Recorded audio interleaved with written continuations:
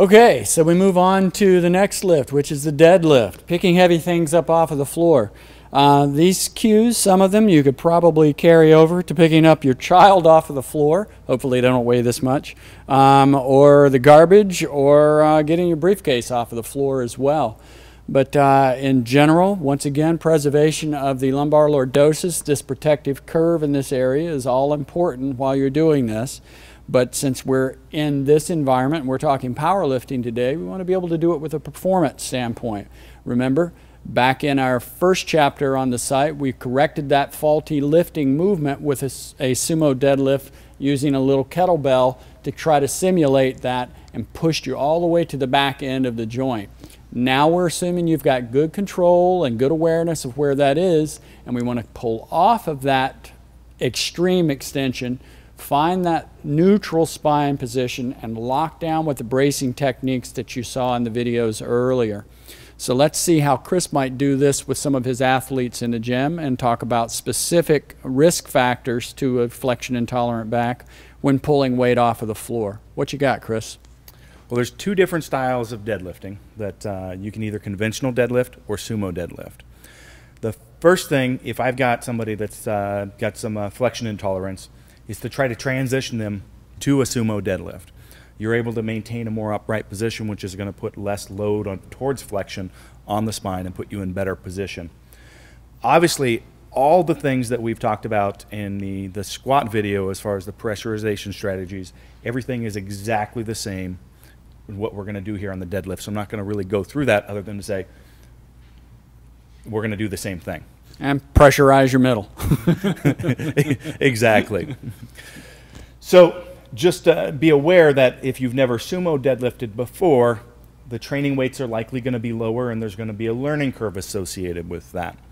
I do have some training materials out there on doing a transition, but basically it's really good to start with putting the weight up on blocks so that it puts less chance of you having to flex to get to the bar. And it also allows you to start working and developing some of the muscles that are going to be weaker and more at risk of having a strain, such as the adductors, and ensuring that you've got good firing through the hips and glute activation are working in a way that is going to be productive for the sumo deadlift. So my awareness of pulling from the floor, there's going to be primarily 2 points in that movement that the lifter's going to be at most risk. One's going to be actually starting the lift and getting it off of the floor.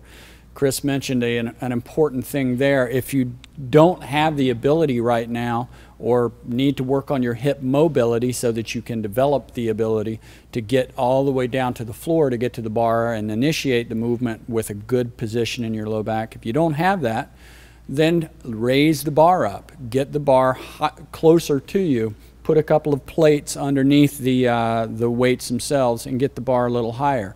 So there's one key area that you can reduce your risk in. The other, as we were talking a little bit earlier, Chris sees this oftentimes at the top. If a person initiates the movement in a poor form, then there's another point in the movement cycle where a lifter will tend to run into trouble. Where is that, Chris? It's either the beginning or the end of the lift. And I'll go ahead and demonstrate both in what I'm talking about here. Mind if I'm going to spin the bar? Absolutely. It comes down again to the pressurization strategies.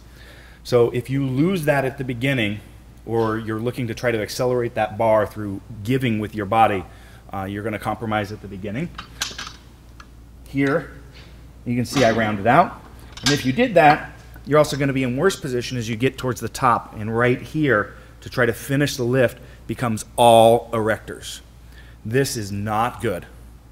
So if I pressurize correctly and maintain this, I'm going to be in better position. It's also going to have the bar less over in front of me, which is actually loading the back less. And it's going to put me in better position to finish the lift. So notice, as I set up this time, I'm going to maintain this relationship through pressurization to complete the lift. Notice there's no erectors at the end, no compromise of flexion at the beginning, and the bar is extremely tight to my body. It is touching my legs the entire way up. Again. So let's look at what that looks like. That's a subtlety that I think a lot of people don't quite get. Getting the bar right up on your legs and in contact with your legs the whole way. And what you're saying is having the bar in contact with your legs reduces load on the erectors at the top of the lift and reduces risk at the top of the lift. Even through the lift. So if you're here, you've got a lot more load cantilevered off of that back. So if we're stay tight, not an inch in front of your legs or a half an inch, but I am literally touching the entire way up. You'll notice I stay in good, clean position, in perfect position here at the end of no erectors. Notice it's, watch this movement, it's my hips firing through to finish the lift. There is no lift with the back to finish that lift. So the big share or the big distribution of the weight or moving the weight at the top is not extension in the back, it's extension in the hips, of driving the hips forward. What kind of cues do you work with your lifters to get that sense? Because I think a lot of people, by nature, intuitively, they would bend down to pick weight up and they would try to use their back. Yes, that is the case. We have a couple cues where we think about, as we're lifting, and I think I use this in the squat one, but to pinch a penny with the glutes. So as you see right here, I'm going to basically take and try to twist the floor up again, similar to the squat. And as I do that, it's going to drive this through. And then the same things are true here. We're going to switch to sumo real quick, if you mind. Want to do that? Absolutely. So again, if I lose this at the beginning, it's going to look like this. Boom. And then I'm going to get to here to finish the top, all erectors again. Oh. That is what is going to destroy your back. So again, I want to maintain this position. I'm going to keep the bar tight to myself, and I'm going to fire through. So it's going to look like that. Notice again, boom, hips through. And once again, I'm also noticing that contact with the bar to your leg the entire way through the lift. Yes, and if you're going to do sumo, you need a very long pair of socks because the bar will rip up your legs. Conventional, you should be inside and it should be okay. If you see our bar, it's actually worn against the lifter's legs. I think I see a bit of flesh on it too. It's probably mine. I didn't have my long socks. Okay, are there any other specific points that we need to cover for deadlifting from a powerlifting perspective with a flexion intolerant back? So do not do any sort of deficit deadlifts if you've got flexion intolerance. So you've got more and more risk of you have to bend over further, literally. So you're likely to go into flexion, which is what we're trying to avoid. If, when you get better, you decide to work those into your program, never, ever compromise. So limit the level of